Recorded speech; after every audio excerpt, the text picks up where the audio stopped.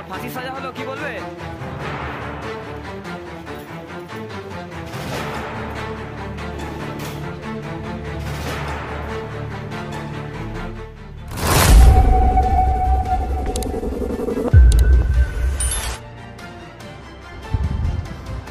তিলচলা 7 বছরের নাবালিকার ধর্ষণ ও খুনের ঘটনায় অভিযুক্ত অশোক সাহার ফাঁসির নির্দেশ দিল আলিপুর পক্সো আদালত।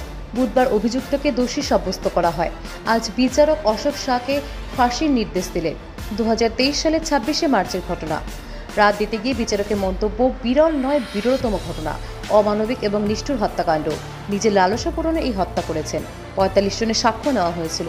খুন, তথ্য প্রমাণ লোপাট এবং পক্সো আইনের 6 নম্বর ধারায় চার্জ গঠন করে হেফাজতে রেখে চলে বিচার প্রক্রিয়া। 1.5 বছরের মধ্যে ফাঁসির সাজা ঘোষণা করা হলো।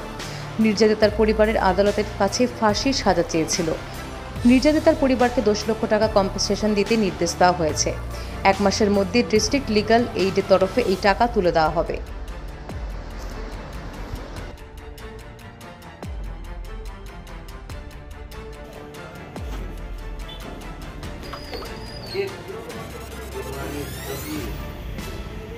ফাঁসি সাজা হয়েছে, কি বলবে? হ্যাঁ হ্যাঁ হ্যাঁ